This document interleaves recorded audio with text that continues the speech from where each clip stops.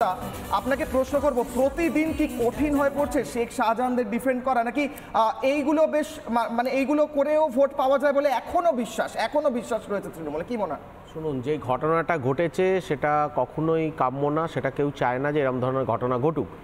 কিন্তু একটা জিনিস তো বুঝতে হবে যে ইডি সিবিআই তদন্ত করবে। শেখ শাহজাহান যেটা ঘটিয়েছে সেটা কাম্য নয়।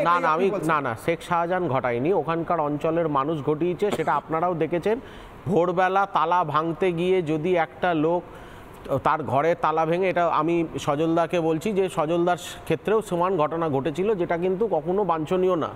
একটা প্রপার জুডিশিয়াল পারমিশন ছাড়া বা প্রপার একটা লোকাল ইনফরমেশন ছাড়া একজনের বাড়িতে গিয়ে তুমি ইডি হও, সিবিআই হও, যাই হও, তোমরা গিয়ে হঠাৎ করে তার তালা ভেঙে ঢোকার চেষ্টা করবে।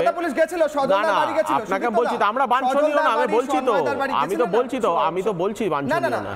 কিন্তু এইরকম জায়গায় আপনাকে আমি বলে দিই, আমি তো ওটাই বলছি যে এরকম জায়গায় ভোরবেলা গিয়ে যদি কারুর তালা ভেঙে ঢোকার চেষ্টা করে প্রপার পারমিশন ছাড়া, আমি জানি না সজলদার বাড়িতে পারমিশন নিয়ে গেছিল, জুডিশিয়াল পারমিশন না এসপি ডিএসপির পারমিশন নিয়ে গেছিল বা কমিশনারের পারমিশন নিয়ে গেছিল, সেটা ওনারা বলতে পারবে। যদি প্রপার পারমিশন ছাড়া এসপি দেওয়ার অধিকার, কমিশনার যদি পারমিশন যদি দিদা তাহলে কোর্ট দেবে।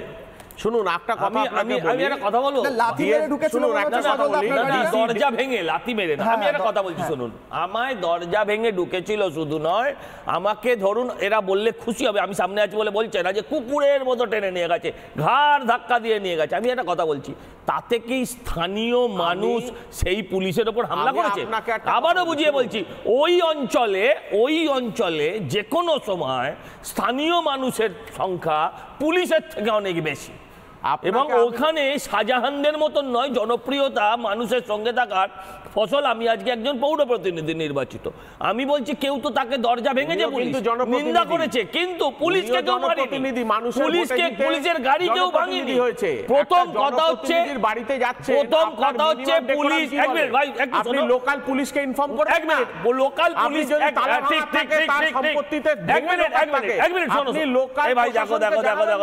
যদি আমি বলছি যদি লোকাল পুলিশকে না জানায় তাতে 800,000 লোক জমায়েত হয়, আর যদি লোকাল পুলিশকে জানায় তাহলে যে কি কাণ্ড হবে সেটা জানি না।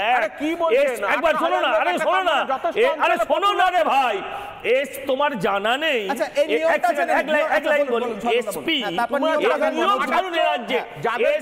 নিজে বলেছে 8:04 আমরা মেল পেয়েছি, বিজেপি পার্টি আবার বলছে 8:04 ওরা মেল রিড করেছে, যে এসপি বলছে উনি কে হরিদাস পাল, বিজেপি পার্টি অফিস থেকে সিবিআই রেড করতে যাচ্ছে পারমিশন নিয়ে 30 ডিসেম্বর শুভেন্দু অধিকারী জানলো। সজলদা এক মিনিট, সুদীপ্তদা এক মিনিট, একটা আমি তথ্য দেখাতেই হবে। মিথ্যে কথা বলে মানুষের কাছে মিথ্যে তথ্য দিলে এটা আমার দায়িত্ব হচ্ছে যে সত্যি কথাটা বলা, সত্যি কথাটা দেখানো, সেটা হচ্ছে আমার দায়িত্ব। আমি এই মুহূর্তে একটি গ্রাফিক্স দেখাবো দর্শকদের, এবং সেই গ্রাফিক্স আমি দেখাবো, তারপরে আমি আলোচনায় ফিরবো, আমি নজরুল বাবুর কাছে যাব, সত্যিটা দেখাই। আমার দায়িত্ববোধের মধ্যে পড়ে, আমার দায়িত্বর মধ্যে পড়ে শোতে কোনো ভুল তথ্য প্রচারিত হলে। এই মুহূর্তে গ্রাফিক্সটা দেখুন। সন্দেশখালীতে শাসকের গুন্ডামি, শুক্রবার সকাল 8:46 বনগাঁর পুলিশের থেকে পুলিশকে তল্লাশির খবর দেওয়া হয়েছিল। পুলিশকে খবর দেওয়া হয়নি এমনটা নয়, পুলিশ সুপারের সঙ্গে ফোনে যোগাযোগ করা হয় শুক্রবার বিকেল 4টের সময়। ইডির বিবৃতিতে এগুলো বলা হচ্ছে।